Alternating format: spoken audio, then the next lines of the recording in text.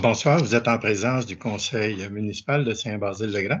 Donc, pour la réunion mensuelle, qu'on appelle communément la réunion ordinaire, nous sommes lundi, le 17 janvier 2022, bien sûr.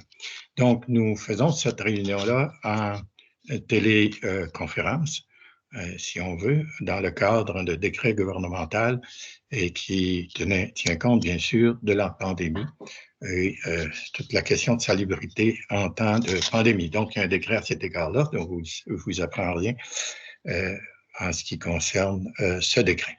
Donc, vous avez en présence ici, bien sûr, le maire, celui qui vous adresse à vous, Yves Lessard, et aussi les membres du conseil. Madame Laureline Lallemand-Raymond, qui est responsable de la sécurité publique. Donc, juste signifier de la main, bien sûr, comme vous avez fait. Merci. Alors, dans le district numéro 1. Dans le district numéro 2, vous avez M. Martin Leprouan, qui est responsable, lui, des travaux publics et aussi dossier de l'urbanisme. Alors, qui est du district numéro 2.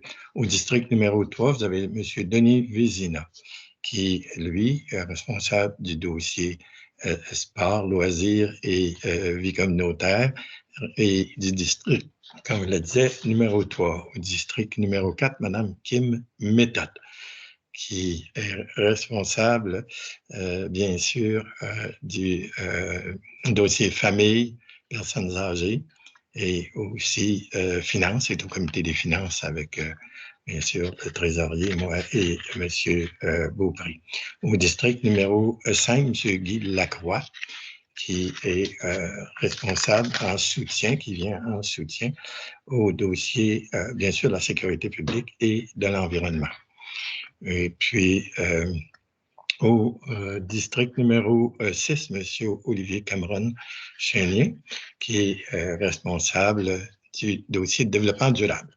Nous sommes accompagnés, bien sûr, aussi de Mme Marie-Christine Lefebvre, qui est notre greffière et qui donne des avis aussi en ce qui concerne toute la démarche réglementaire de la municipalité, de même que M. Jean-Marie Beaupré, qui est notre directeur général.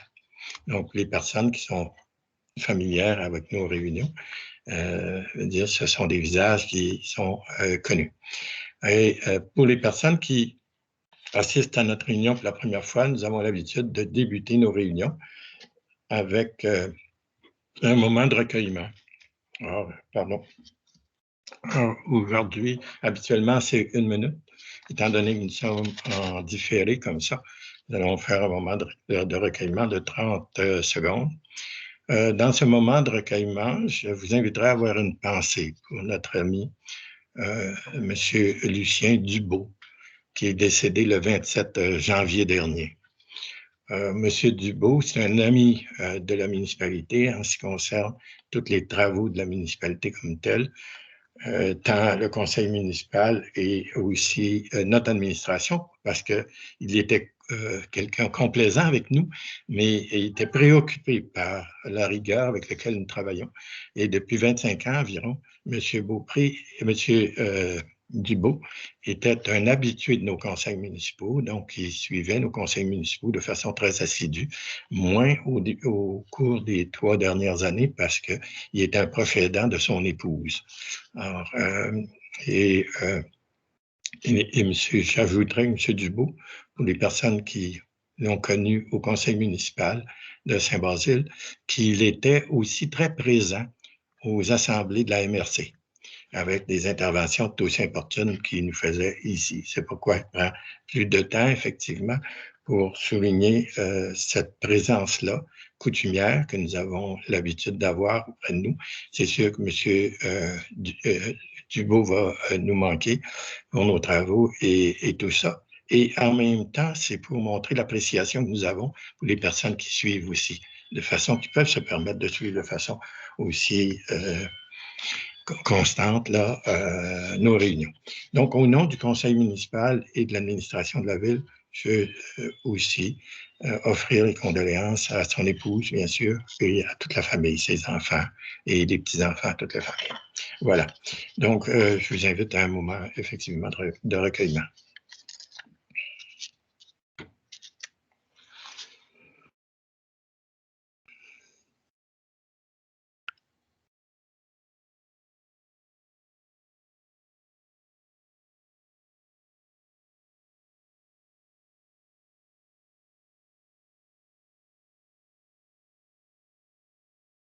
Merci.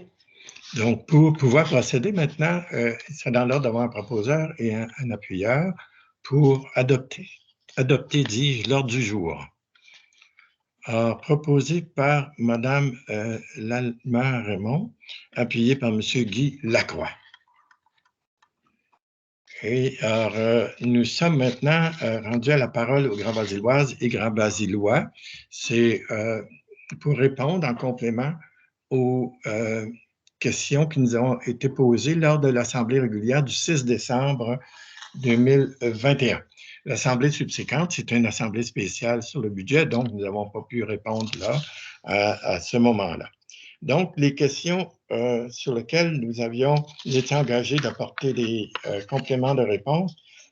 D'abord, la question de M. Guy Patnaud. M. Patnaud, il dit, est-ce que le dossier des nous sur la rue de la Montagne est toujours actif et l'aménagement n'est pas suffisant et il ne vaut... et lui, pardon, il dit qu'il souhaite ne pas avoir de l'eau dans les nous comme tel. Donc, M. Martin Leprouon, qui est responsable des travaux publics, va répondre à cette question. Travaux publics et résident du même district que M. Patnaud. Bonjour, M. Patnaud. Donc, la dernière décision qui a été prise par le Conseil de ville a été de bonifier l'aménagement qui a été autorisé à l'automne dernier. Mais depuis que le nouveau conseil est en poste, on a également étudié davantage des alternatives pour lesquelles on est en train d'évaluer la faisabilité et les coûts. Notamment soit du remblayage partiel ou relocalisation. Donc, pour l'instant, c'est toujours en étude et on devrait avoir au Conseil au mois de février une mise à jour sur le dossier. Donc, pour répondre à votre question, c'est toujours actif. Merci beaucoup. Merci, M. Leprouon. La question suivante aussi, M. Leprouon. Donc, c'est pour vous. Alors, M. Rémi Daigneault, il dit certaines études se font au niveau des égouts et drains fluviaux. Et il y a des erreurs. Il y a quelques années, des inversions ont été faites.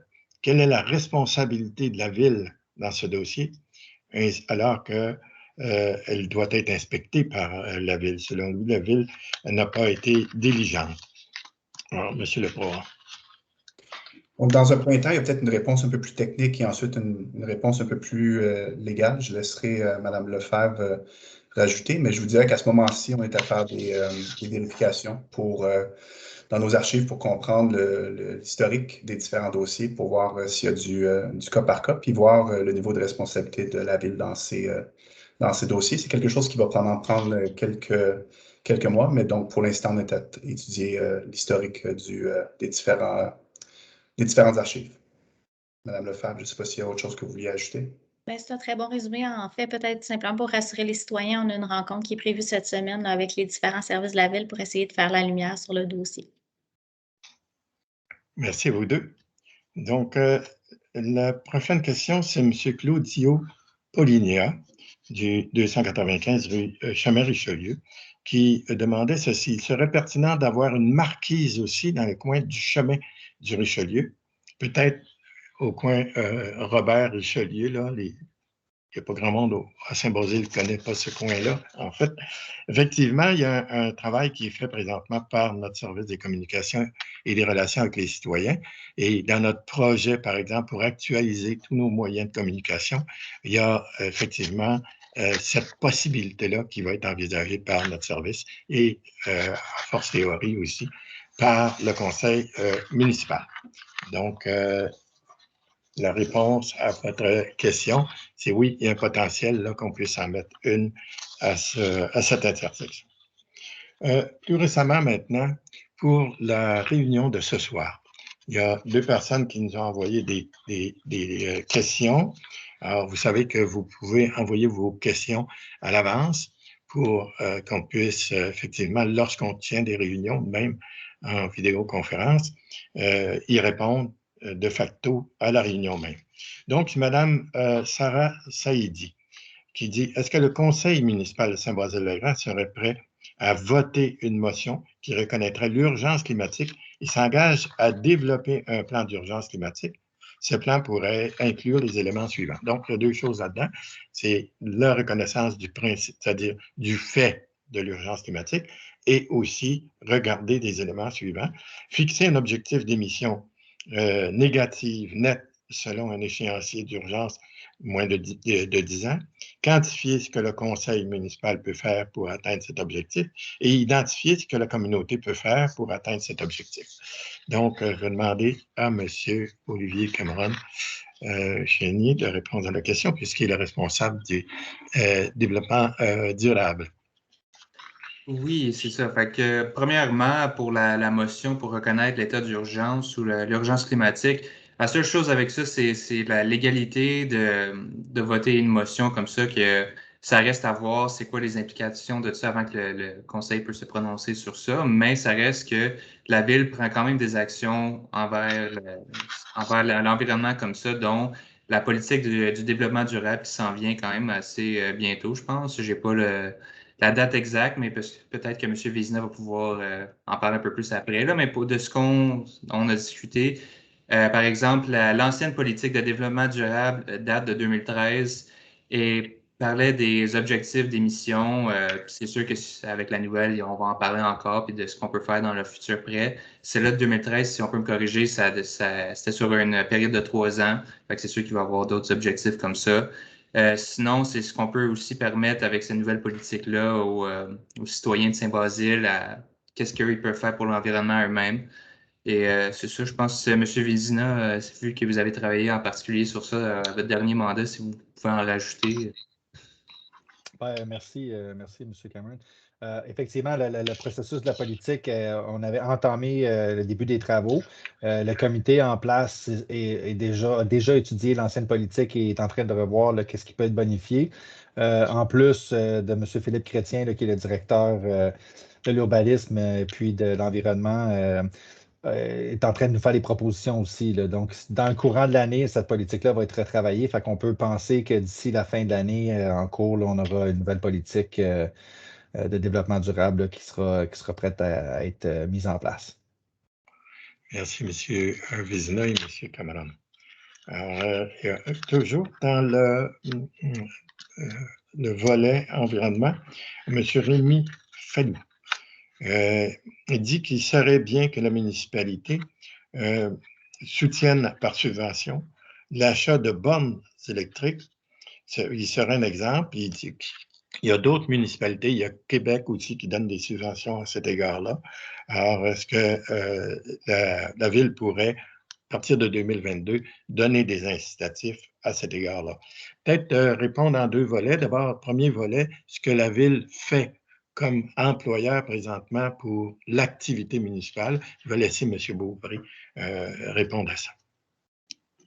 D'une part, la ville a installé 2 bornes, 2 bornes de recharge qu'on appelle des bornes employées pour les véhicules de la ville et des employés, et dont une au garage, une à la mairie, et a installé 2 bornes publiques à Halle du village, 2 bornes publiques à la mairie, ainsi que prévoit en installer 2 autres à l'Arena au courant de la présente année.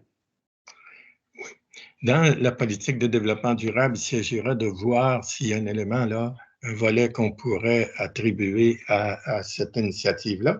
Mais une chose qui est sûre, c'est qu'on aura à regarder éventuellement cette possibilité-là de soutenir les citoyennes et les citoyens qui sont munis d'une auto électrique.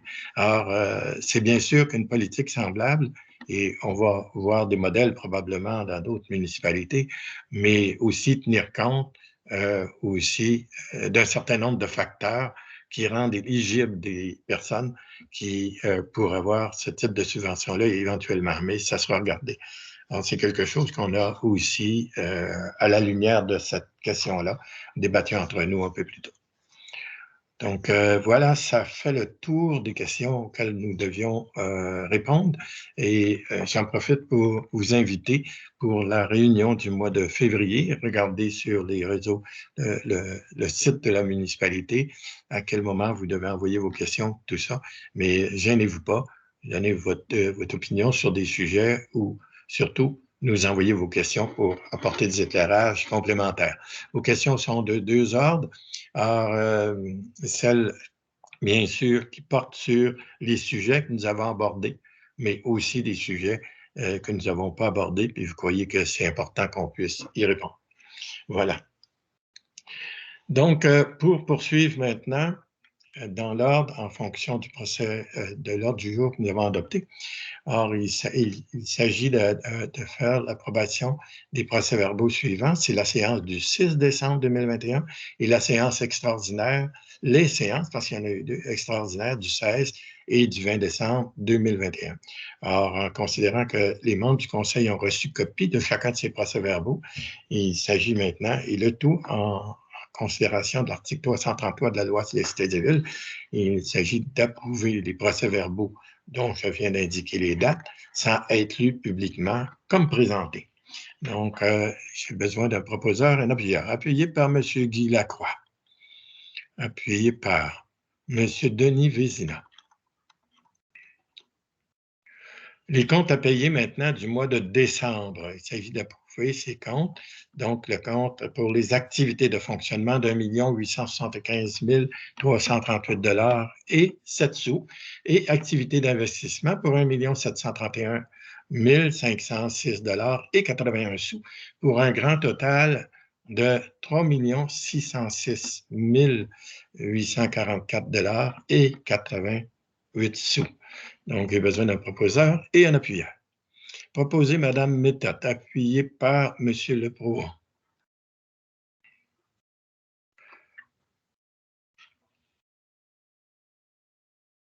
Oui, présentation maintenant d'un règlement modifiant le règlement relatif au programme de rénovation. Ça, c'est le volet 1 des maisons Lazardé, afin de modifier les modifications de versement à l'aide financière. Et si je ne m'abuse, c'est M. Leprouon qui va en faire la présentation.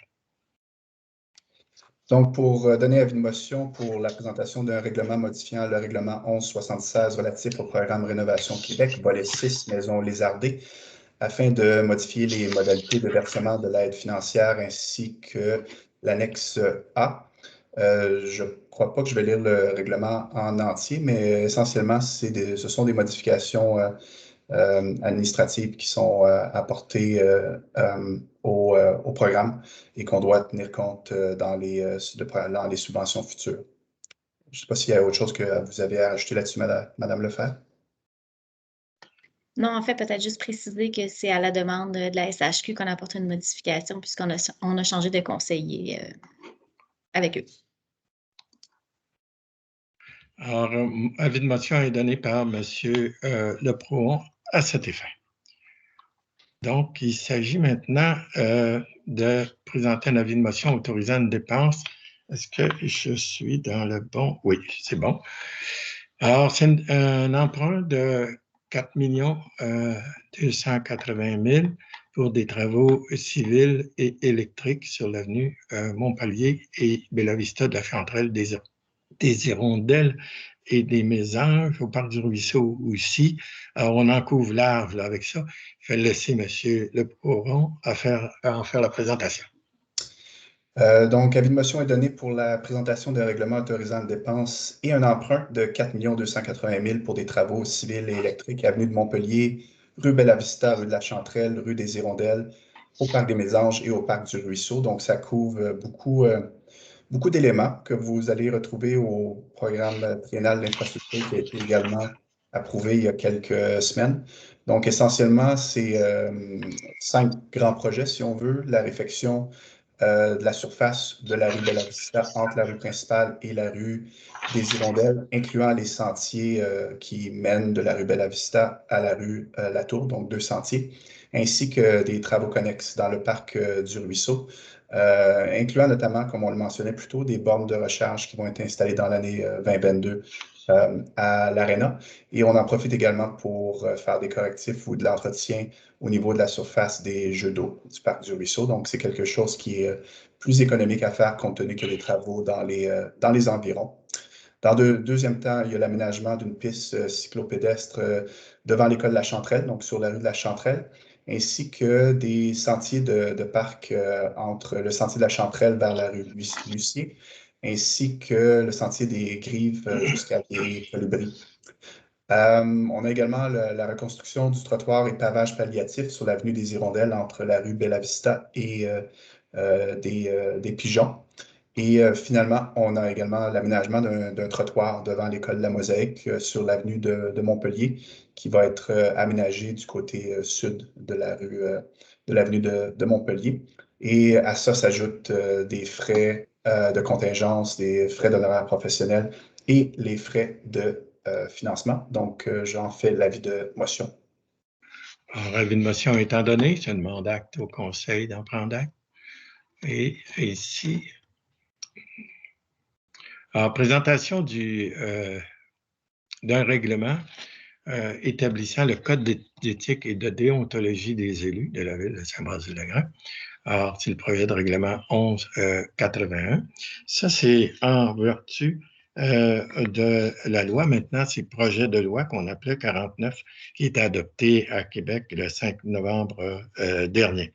Donc, il s'attarde bien sûr au code d'éthique comme tel et de déontologie, apportant des éléments complémentaires en ce qui concerne le respect, je veux dire, des responsabilités qui incombent à chacun des membres des conseils municipaux comme tels, afin d'éviter les conflits d'intérêts, y compris apparence de conflits d'intérêts aussi.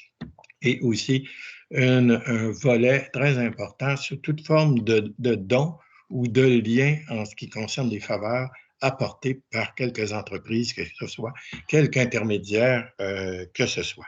Les exceptions sont très, très rares et qui peuvent peut-être concerner des organismes communautaires, mais encore là, c'est très réglementé. Alors, ça, c'est la loi 49 vient consolider, en fait, l'encadrement en ce qui concerne l'éthique et la déontologie. Ce qui ajoute de plus aussi, c'est une obligation de rendre plus fluide encore les communications, y compris le conseil municipal.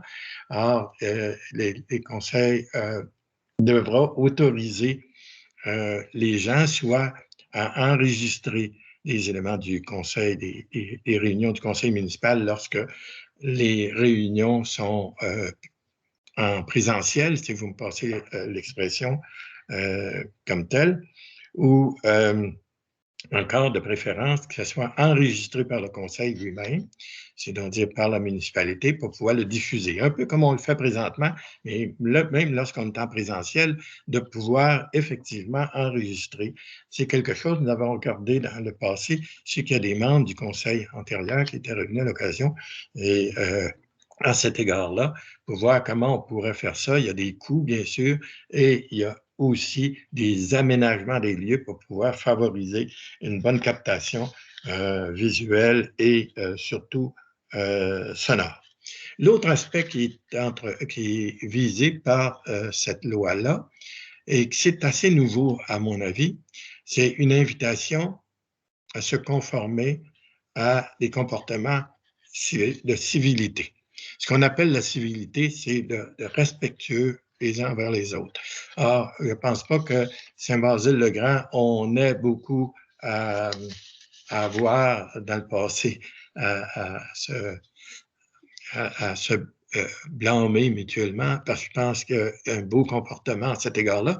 Mais il y a des exemples qui nous entourent où, effectivement, qui ont incité le gouvernement à dire ça n'a pas de bon sens, lorsque vous avez des responsabilités communes, de pouvoir vous respecter entre vous, respecter aussi votre personnel et vice-versa aussi le personnel et tout ça. Moi, je trouve que c'est un beau rappel à l'ordre, d'ordre général. Je pense qu'on ne peut pas viser qui que ce soit, mais je pense qu'il y a des conseils municipaux probablement qui se sentent concernés un peu par ça. Mais nous, je pense bien qu'on aura aussi à s'assurer de ne pas être visé aussi par une formule semblable. Donc, c'est un règlement que je vous rappelle qui est très complexe, je ne vous le dirai pas au complet.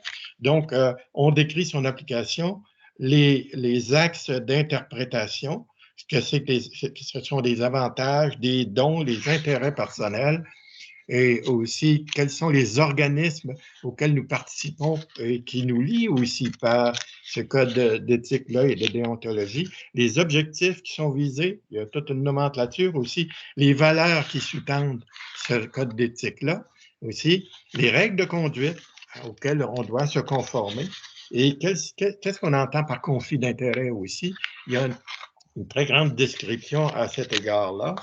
Et puis, bien sûr, qu'est-ce qu'on entend par avantage? Utilisation aussi des ressources qui appartiennent à la communauté, donc à la municipalité comme telle, et aussi l'engagement, même après mandat. Même lorsqu'on quitte, on a aussi des obligations qui sont liées aux engagements que nous avions pris au niveau des responsabilités qui sont les nôtres. Comme telles, alors, on touche la question du financement public aussi, le respect et civilité, j'en ai parlé, et tous les mécanismes de contrôle aussi auxquels nous devons nous conformer. Donc, voilà ce qu'on retrouve dans ce règlement-là. Alors, dans l'avis de motion, j'ai tenu à en faire la présentation parce que tantôt, on va en faire l'adoption, selon ce qui était convenu par le Conseil. Donc, il sera dans l'ordre maintenant d'avoir un proposeur et un appuyeur pour qu'effectivement, qu'on retienne cet avis de motion-là pour adoption ultérieure là, relativement au code d'éthique et déontologie. Donc, Madame Lallement-Raymond propose. Alors, appuyé par Monsieur Olivier Cameron-Chevrier.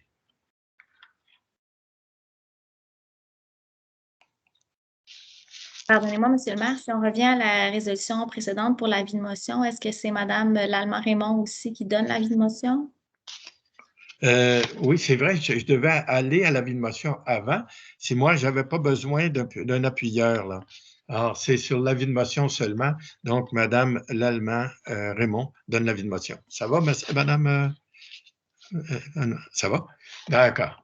Maintenant, nous sommes à la proposition comme telle, qui dit ceci, considérant que les membres du conseil municipal présent déclarent avoir reçu au moins 72 heures avant la présente séance le projet de règlement 1181, considérant que l'avis de motion a été donné au cours de la présente séance que nous venons de faire. Alors, il est résolu d'adopter le projet de règlement 1181 établissant le code d'éthique et de déontologie de la ville de Saint-Basile-le-Grand. Donc, j'ai besoin d'un proposeur ici et un appuyeur, les deux. Alors, proposé par M. Lacroix, appuyé par Mme Lallement-Raymond. Ça va?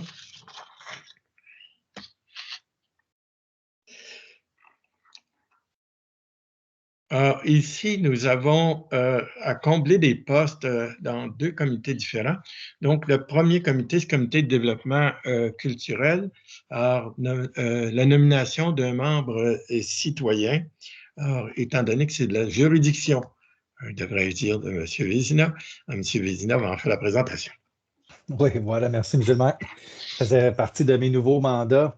Donc, considérant l'élection de notre collègue Kim Méthode à titre de conseillère municipale lors de l'élection du 7 novembre 2021, considérant que la nomination de Mme Méthode comme membre citoyen au comité de développement culturel était effective jusqu'au 7 septembre 2022, considérant l'appel de candidature effectué et la réception de 3 nouvelles candidatures, considérant le règlement 1097-1, modifiant le règlement 1097, établissant les règles de constitution et de régie interne des comités consultatifs adoptés à la séance ordinaire tenue le 5 novembre 2018, constatant la recommandation de la coordonnatrice culturelle, Mme Julie Patnaud, en date du 15 décembre 2021.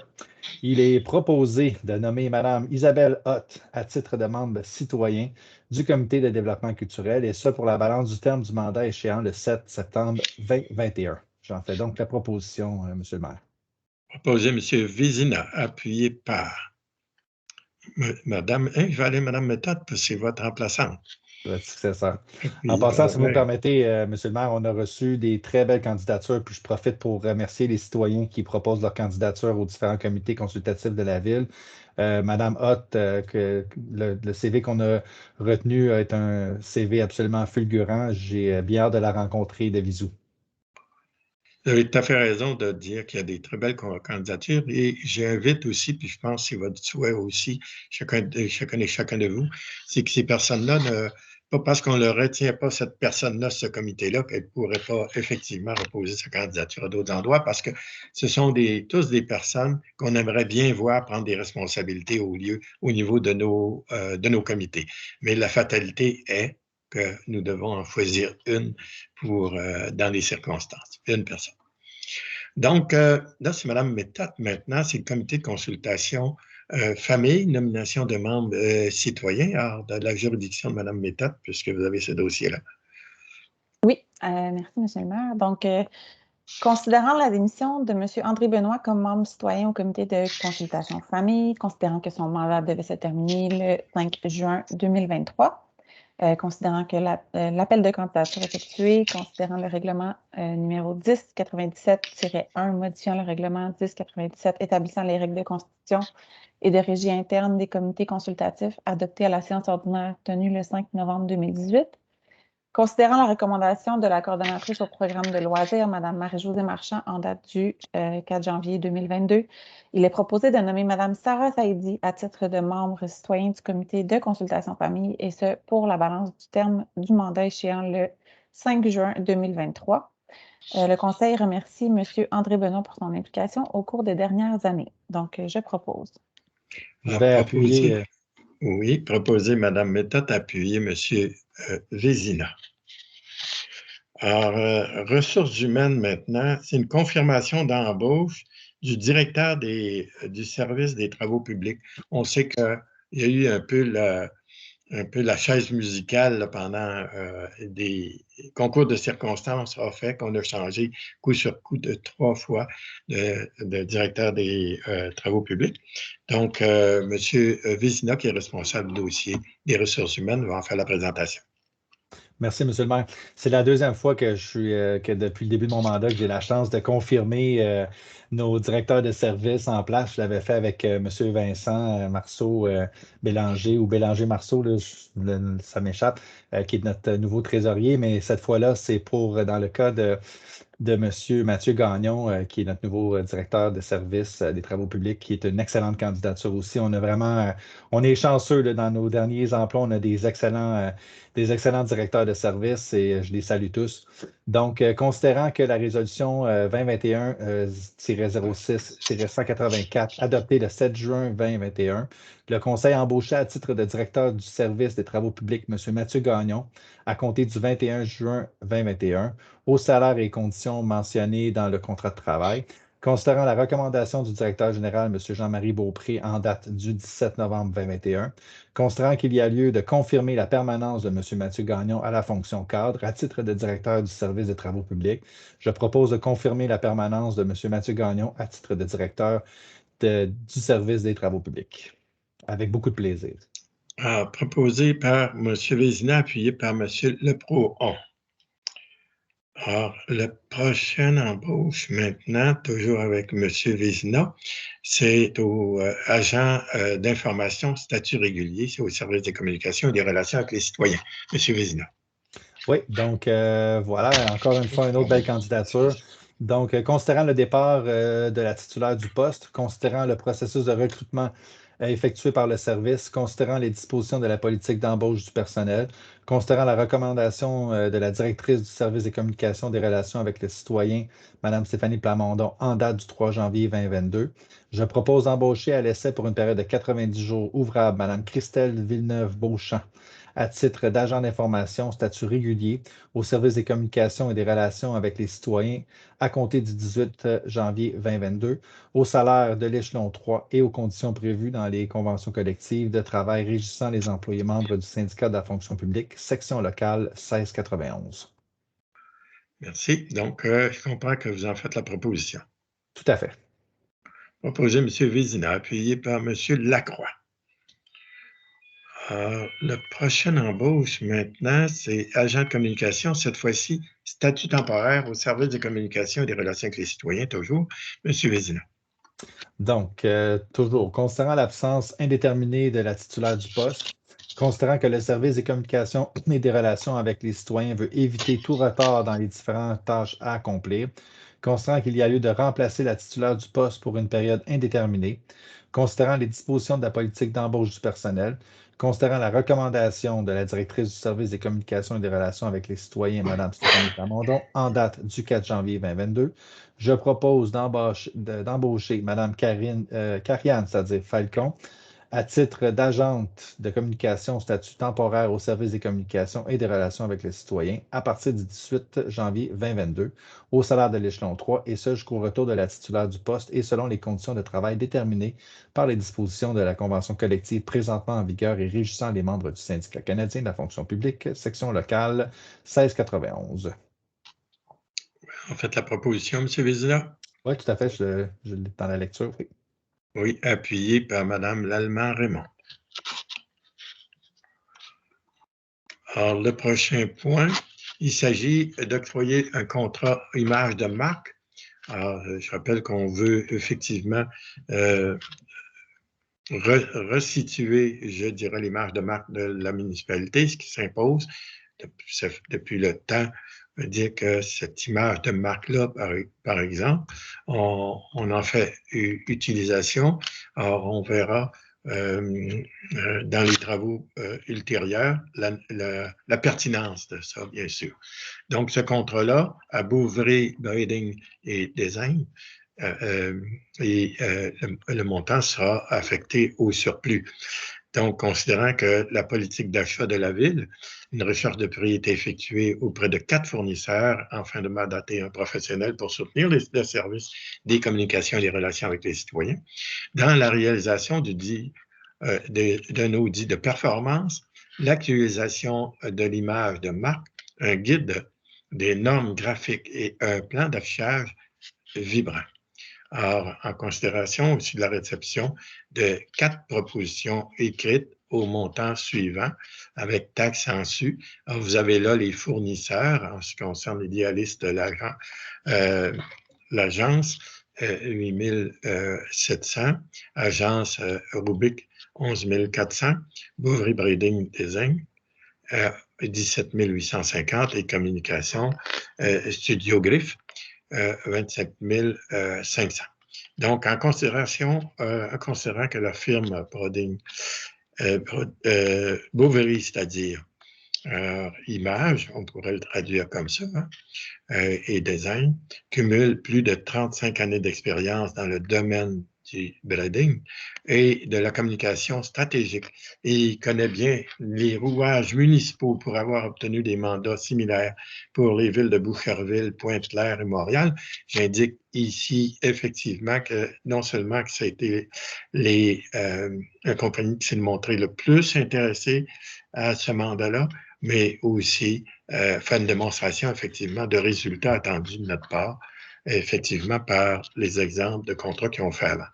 De plus, considérant que la firme Bouvry Images sont des experts en communication, images de marque, signalétique et affichage, en considérant aussi la recommandation de la directrice des communications et des relations avec les citoyens, Mme Plamondon, en date du 4 janvier, il est résolu de retenir la proposition déposée d'adjudier et d'octroyer le contrat Bouvry Images, et donc dire Brading et Design, le contrat professionnel pour soutenir le service des communications et des relations avec les citoyens, dans la réalisation d'un audit de performance, l'actualisation de l'image de marque aussi, un guide des normes graphiques et un plan d'affichage vibrant pour un montant de 17 850 $, taxes en su, et de la confirmation de prix en date du 7 janvier 2022. Et d'autoriser la directrice, c'est-à-dire des services de communication et des relations avec les citoyens, Mme Stéphanie Plamondon, et en son absence, le directeur général, M. Jean-Marie Beaupré, à signer pour et au nom de la Ville le contrat à intervenir avec la firme concernée, ainsi que tous les documents nécessaires à l'exécution du contrat. Et il est de plus résolu d'acquitter la présente dépense en même les surplus non affectés. Donc, il sera dans l'ordre d'avoir un proposeur et un appuyeur. Proposé M. Lacroix, appuyé par Mme Méthode. Alors, autorisation maintenant de dépassement de coûts pour la construction d'un stationnement à l'école Jacques Rochelot. Ces dépassements-là sont affectés au surplus. Monsieur Leprouan. Donc, considérant que par la résolution 2021-08-258, le Conseil adjugeait à Excavation CG2 le contrat pour les travaux de construction d'un stationnement à l'école Jacques Rochelot pour un montant de 958 000, considérant que les travaux réalisés, juste un instant, je pense qu'il y avait une... OK. Donc, considérant le protocole d'entente relatif à la construction et à l'utilisation d'un stationnement situé sur le terrain de l'école Jacques Rochelot, intervenu avec le Centre de service scolaire des Patriotes quant à la répartition des coûts des travaux, considérant que les travaux réalisés ont dépassé les estimations budgétaires prévues, considérant que les sommes disponibles au règlement d'emprunt 1159 autorisant une dépense et un emprunt de 750 000 pour la construction d'un stationnement à l'école Jacques Rochelot sont insuffisants, considérant qu'il a été décidé de ne pas procéder au financement du règlement 1159 et par conséquent d'acquitter la totalité de la quote-part de la Ville pour la construction du stationnement à même les excédents non affectés, considérant qu'en conséquence, il est requis d'abroger le règlement 1159 autorisant une dépense et un emprunt de 750 000 pour la construction d'un stationnement à l'école Jacques Rochelot et de modifier la résolution 2021-08-258 afin d'imputer la dépense aux excédents non affectés.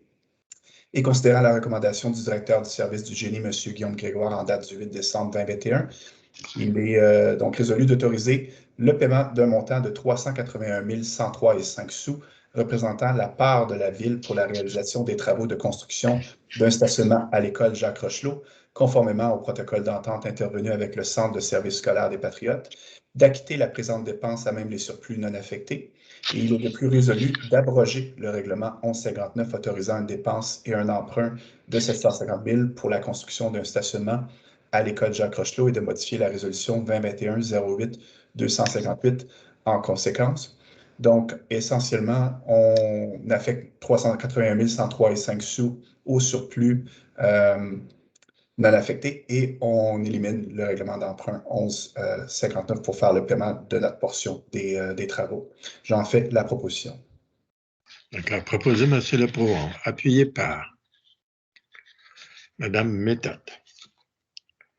Alors, il s'agit maintenant, ici, d'autoriser la signature d'une entente officielle de participation au camp de jour. Ça concerne les Amis Enfants Soleil de Saint-Bruno. M. Vézina. Oui, c'est les Amis Soleil. Donc, oui, effectivement, ça, c'est un des beaux partenariats qu'on a avec Saint-Bruno pour nos jeunes qui ont des besoins particuliers. Donc, considérant que l'organisme Les Amis Soleil de Saint-Bruno offre des services de loisirs spécialisés s'adressant à des jeunes de 5 à 25 ans ayant une déficience intellectuelle ou un trouble associé, considérant que l'organisme Les Amis Soleil de Saint-Bruno accepte de desservir les résidents des villes avoisinantes conditionnellement à la contribution financière de la ville, considérant que tous les dossiers des enfants ou jeunes adultes inscrits à l'organisme Les Amis Soleil de Saint-Bruno doivent préalablement faire l'objet d'une étude de capacité d'intégration en camp de jour municipal régulier avec soutien d'un accompagnateur, considérant que des jeunes grands-basillois ne peuvent être intégrés au camp de jour municipal d'été en raison de leurs besoins spécifiques, considérant que le Conseil désire soutenir financièrement la participation des jeunes inscrits à un camp de jour spécialisé offert par l'organisme Les Amis Soleil de Saint-Bruno, considérant qu'il y a lieu de procéder à la signature d'une entente avec l'organisme, considérant la recommandation de la coordonnatrice au programme des loisirs, Mme Marie-Josée Marchand, en date du 7 décembre 2021, je propose de verser un montant de 500 $ par enfant inscrit à un camp de jour d'été offert par l'organisme Les Amis Soleil de Saint-Bruno, d'autoriser la coordonnatrice au programme des loisirs à signer pour et au nom de la Ville l'entente officielle de participation au camp de jour Les Amis Soleil de Saint-Bruno pour l'inscription des participants non résidents aux activités pour l'année 2022. Donc ça, dans le fond, M. le maire, c'est pas une nouvelle... En fait, c'est une nouvelle entente, mais c'est une entente qui vient juste formaliser une façon de fonctionner qui existe depuis plusieurs années. Donc, on a juste formalisé là, à la demande des Amis Soleil là, notre entente avec eux autres. Donc, j'en fais la proposition. Proposé, M. Vézina, appuyé par Mme Lallemand Raymond. Donc, de répartition, peut-être le point 19. Habituellement, je le fais avant, là, mais peut-être Mme Méthode pourrait prendre le point 19 après. pense qu'il est plus pertinent que vous preniez le point 19 après, Mme Méthode. Donc, lorsqu'on sera arrivé, bien sûr, au point 19. Là, on est au point 17. Autorisation de signature, fiche d'engagement, adhésion au regroupement d'achat de centre d'acquisition gouvernementale. C'est M. Lepro. Donc, considérant que la Ville effectue annuellement l'acquisition de plusieurs véhicules légers, considérant qu'il est à l'avantage de la Ville d'adhérer au regroupement d'achat du centre d'acquisition gouvernementale pour l'achat de ces véhicules en raison notamment des prix concurrentiels et des délais de livraison avantageux, considérant les dispositions de l'article 573.3.2 de la loi sur les cités et les villes, et considérant la recommandation du directeur du service des travaux publics, M. Mathieu Gagnon, et du technicien en génie municipal, M. Charles Martin, en date du 22 décembre 2021. Il est donc proposé d'adhérer au regroupement d'achat numéro 2021-0699-01 rétroactivement au 1er janvier 2022 afin de procéder par l'entremise du centre d'acquisition gouvernementale à l'achat de véhicules légers pour 2022, incluant les véhicules prévus en 2021, en fonction des budgets alloués pour se faire jusqu'à un montant total estimé de 287 000 avant taxes, de s'engager à respecter les termes du contrat avec les fournisseurs retenus par le centre d'acquisition gouvernementale comme si la Ville avait contracté directement avec ceux-ci, d'autoriser le directeur du service des travaux publics et le directeur général ou en son absence la directrice générale adjointe à signer la fiche d'engagement à intervenir avec le Centre de services partagés Québec ainsi que tout autre document donnant effet à la présente. J'en fais la proposition. Proposé M. Lepro, appuyé M. Vézina. Alors, autorisation maintenant de signature, échange de terrain. Ça, c'est le projet Tribeca, ça. Alors, M. Lepro. Oui, donc un projet qu'on a vu. Oui. Est-ce que ce serait possible de retirer cette résolution de l'ordre du jour, s'il vous plaît? Oui. OK. Alors, s'il est... OK. Donc, à être repris ultérieurement. À la séance de discussion, s'il vous plaît. Oui. Le conseil... Est-ce que ça prend une proposition puis un appuyeur, Maître Lefebvre? Pour la retirer, non. On vient modifier l'ordre du jour. On va modifier l'ordre du jour. On va adopter l'ordre du jour tel que modifié. Ça va être indiqué au procès-verbal. Tel que modifié en accord avec le conseil. Est-ce qu'il y a quelqu'un qui est en désaccord? Ça va? Je vous remercie. C'est bien. D'accord. Le prochain point, j'ai invité Mme Méthode à le prendre puisqu'elle est au comité des finances aussi. Ça aurait plutôt aussi bien, pour le bénéfice de tout le monde, d'être M. Lepron aussi parce que c'est aussi dans sa juridiction, mais pour lui permettre de souffler un peu parce qu'il y a de beaucoup là. Alors, Mme Méthode. Alors, le prochain point, effectivement, je suis mieux de l'annoncer aussi, vous, c'est pour le mandat de l'Union de municipalités, tiens, l'adhésion au groupe d'achat de carburant en vrac. Alors, sur la base des appels d'offres, Mme Méthode. Oui. Donc, considérant que la Ville a reçu une proposition de l'Union des municipalités du Québec, c'est après l'UMQ, de mettre sur pied en son nom et au nom de plusieurs autres organisations municipales intéressées un regroupement d'achat visant la publication d'un appel d'offres public pour l'approvisionnement en vrac de différents carburants, donc essence, diesel et mazout, considérant que l'article 29.9.1 de la loi sur les cités et villes permet à une organisation municipale de conclure avec l'UMQ une entente ayant pour but l'achat de matériel, précise que les règles d'adjudication des contrats par une municipalité s'appliquent aux contrats accordés en vertu du présent article et que l'UMQ s'engage à respecter ces règles, précise que le présent processus contractuel est assujetti au règlement numéro 26 sur la gestion contractuelle de l'UMQ pour ces ententes de regroupement adoptées par le conseil d'administration de l'UMQ. Considérant que la Ville désire participer à cet achat regroupé pour se procurer des carburants dans les quantités nécessaires pour ses activités et selon les règles établies au document d'appel d'offres préparé par l'UMQ, il est proposé de confirmer l'adhésion de la Ville au regroupement d'achat mis en place par l'UMQ pour la période du 1er avril 2022 au 31 mars 2025 et confier à l'UMQ le processus d'appel d'offres menant l'adjudication, de contrats d'achat regroupés de différents carburants nécessaires aux activités de notre organisation municipale, qu'un contrat d'une durée de 2 ans plus une option de renouvellement d'une période maximale de 1 année pour être octroyée selon les termes prévus au document d'appel d'offres et des lois applicables, de confier à l'UMQ le pouvoir de bénéficier ou non de l'option de renouvellement prévue au contrat et de prendre la décision en son nom, de s'engager à compléter pour l'UMQ dans les délais fixés le formulaire d'inscription qu'elle lui fournira et visera à connaître les quantités annuelles des divers types de carburants dont elle prévoit avoir besoin, de s'engager à respecter les termes et conditions du contrat comme si elle avait contracté directement avec le fournisseur à qui le contrat sera jugé, de s'engager à payer à l'UMQ un frais de gestion basé sur les quantités de carburant requis par notre organisation municipale.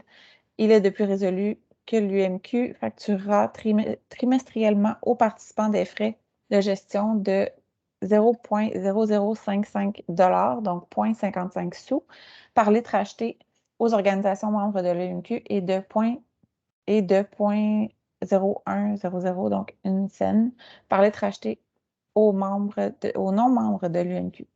Pourra facturer aux participants en très faible volume un frais de gestion minimum annuel de 200 $. Donc, je propose. Proposé, Mme Méthode, appuyé par M. Lebroy. Alors, peut-être faire un autre changement ici au point 24. Je pense que M. Vézina, peut-être vous préparer pour le point 24. C'est des choses que j'aurais peut-être dû indiquer au début, là. Mais voilà. Alors, ici, il s'agit de l'adhésion au programme Rénovation Québec. C'est le volet 6 Maison Lazardé. Monsieur Lepro. Donc, on en a parlé un peu plus tôt d'un point de vue administratif, mais on a également noté qu'il y a eu beaucoup d'intérêt pour ce programme-là. Donc, on a décidé de renouveler pour 2022-2023, mais on doit le faire rapidement selon les conditions du programme. Donc, considérant que la Ville a adhéré en 2021 au programme Rénovation Québec de la Société d'habitation du Québec, qui avait pour objet de favoriser la mise en place par la Ville de mesures pour stimuler la revitalisation de la vocation résidentielle en déclin dans un ou des secteurs restreints de son territoire, considérant qu'il s'agissait d'un programme à l'intérieur duquel une ville participante élaborait et appliquait ses propres interventions, permettant ainsi de venir en aide aux propriétaires des maisons dont les fondations présentent des lézardes à la suite de leur affaissement. Considérant que le programme prévoyait que la participation du gouvernement du Québec soit de 50 % pour un maximum de 30 000 $, considérant que le Conseil avait adopté par la résolution 2020-12-318 qu'une somme de 100 000 $ soit prise à même les surplus pour couvrir sa quote-part, considérant que l'été 2021 a été particulièrement sec et que 14 demandes ont été déposées pour des coûts de travaux allant entre 20 000 et 200 000 $, considérant que le Conseil juge opportun de présenter une nouvelle demande d'autorisation à la SHQ afin d'adhérer au nouveau programme volet 6, Maisons lézardées pour 2022-2023, et donc proposé de demander à la Société d'habitation du Québec l'adhésion de la Ville au programme Rénovation Québec 2022-2023, volet 6, Maisons lézardées, et demander un budget de 200 000 $. Ce montant total d'aide financière sera assumé en part égale par la Ville et la SHQ. De réserver une somme de 100 000 $ à même les surplus accumulés non autrement affectés pour couvrir la quote-part de la Ville à l'éventuel programme municipal à être élaboré sur confirmation d'autorisation du ministre, le tout sujet à la conclusion d'une entente avec la SHQ quant à l'adhésion de la Ville au volet concerné du programme Rénovation Québec et à l'approbation du contenu du programme municipal par la SHQ. J'en fais la proposition. Proposé M. Lepro, appuyé par Mme Méthode. Donc, ici, il s'agit de procéder à la nomination d'un représentant de la Couronne Sud au conseil d'administration du réseau de transport métropolitain, Mme Lallemand-Raymond. Considérant que, conformément aux articles 24 et suivants de la loi sur le réseau de transport métropolitain, ci-après nommé le LRTM, le réseau de transport métropolitain ci-après réseau, est administré par un conseil d'administration composé de 15 membres, dont 4 membres doivent être désignés par les municipalités locales de la Couronne Sud. Considérant que les vacances au sein du conseil d'administration du réseau doivent être comblées suivant les règles prévues à l'article 26 de la LRTM, considérant qu'un consensus se dégage pour la candidature de M. Martin Leprohon, conseiller dans le district 2 à la ville de Saint-Basile-le-Grand, ce dernier répondant à toutes les attentes.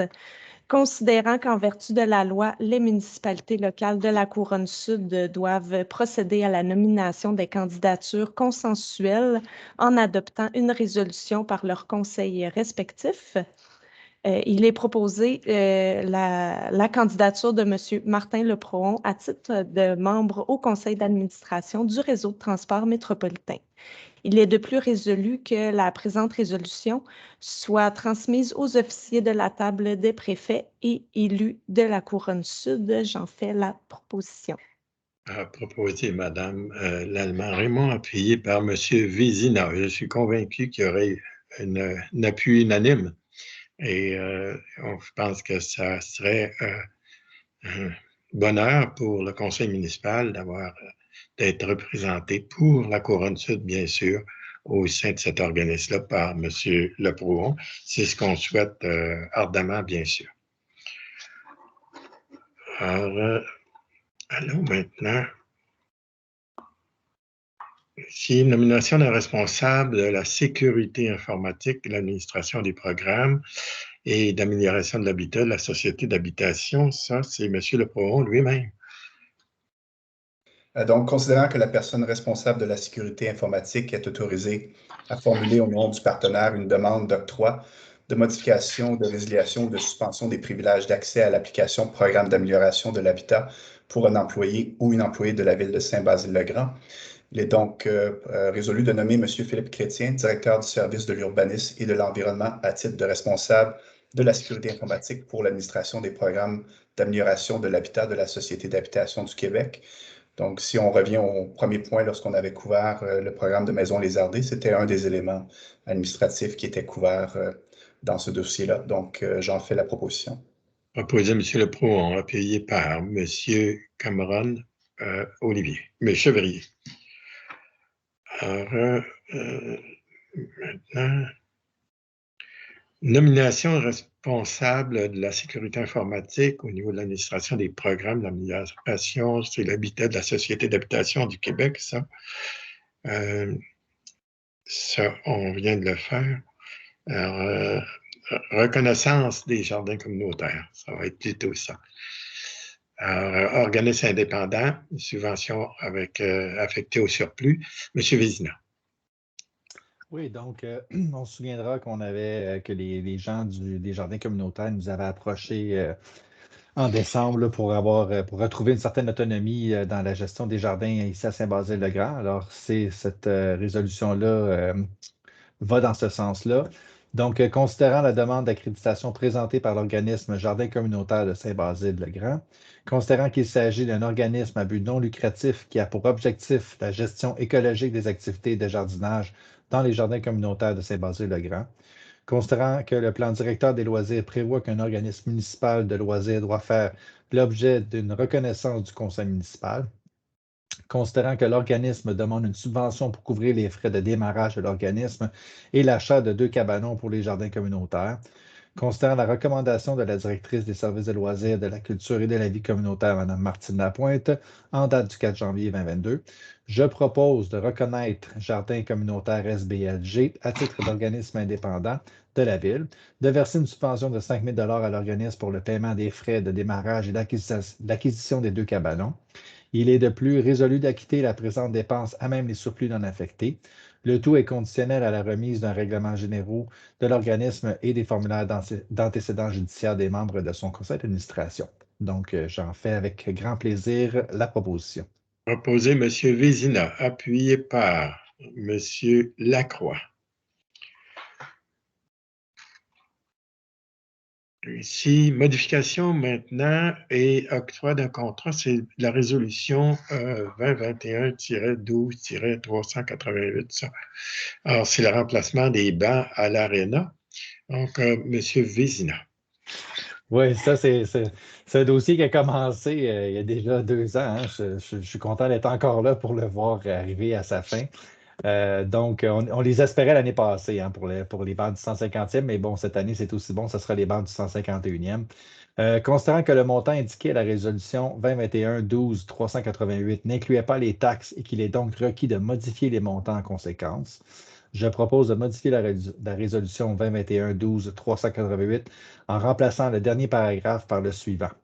Il est de plus résolu d'emprunter au fonds de roulement un montant de 44 511,29 $, taxes incluses pour une période de 10 ans, remboursable en raison de 9 versements égaux et consécutifs de 4 451,13 $, et un dixième de 4 451,12 $ à compter de 2023. Donc, j'en fais la proposition. Proposé M. Vézina, appuyé par M. On va faire alterner, Mme Méthode. Aussi, bon, je vais vous inviter M. Cameron Chevrier à faire le dépôt d'un compte-rendu annuel en ce qui concerne la gestion d'évidence et faux sceptiques.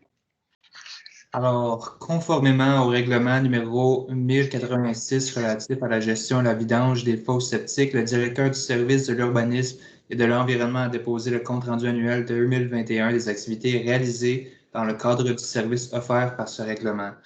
Alors, est-ce que j'ai besoin de proposer? Je ne pense pas pour ça. Non, il s'agit d'en faire le dépôt. On indique que vous avez fait le dépôt et je demande au conseil de prendre acte de ce dépôt. Donc, ça compléterait ce que nous avions à l'ordre du jour. Est-ce qu'il y a des éléments nouveaux? Ça va? Donc, ça conclurait notre réunion avec, il faut une proposition, je pense, pour être là-dessus. Je vais faire, bien sûr, ici l'invitation aux citoyennes et aux citoyens qui ont un intérêt sur un point en particulier, ils veulent poser des questions, nous interpeller, faire parvenir vos questions par écrit. Et puis, chacun des membres du conseil y répondra, comme on a fait ce soir, à la prochaine réunion. Et la prochaine réunion, c'est le 7 février. Donc, si vous connaissez la pratique habituelle, donc vous pouvez aller sur, bien sûr, les réseaux de communication de la municipalité pour pouvoir communiquer avec la municipalité, bien sûr. Aussi, vous adresser directement à notre greffière ou à la direction là, du bureau du directeur général, dépendant des sujets, bien sûr. Donc, je pense qu'il n'est pas aussi trop tard pour, au nom du conseil municipal et toute notre administration, offrir nos meilleurs vœux pour 2022, bien sûr, à toutes nos citoyennes et citoyens, la santé, bien sûr, et puis que ce soit une année de bonheur pour vous tous et de plein accomplissement. Alors, si j'ai rien oublié, je serai rendu à l'accueil d'une proposition là, pour clôturer l'Assemblée. Madame Lallement Raymond propose, appuyée par, habituellement c'est Madame, non, c'est le numéro 2, oui, Madame Méthode. C'est ça, pas briser la tradition. D'accord. Alors, je remercie mes collègues du conseil municipal, de même que notre directeur général et notre greffière, pour avoir préparé cette réunion-là, mené à bien aussi cette réunion-là. Et encore une fois, j'invite les gens là, à nous communiquer leur intérêt pour des sujets en particulier. Je vous souhaite une bonne fin de soirée à toutes et à tous. Merci beaucoup.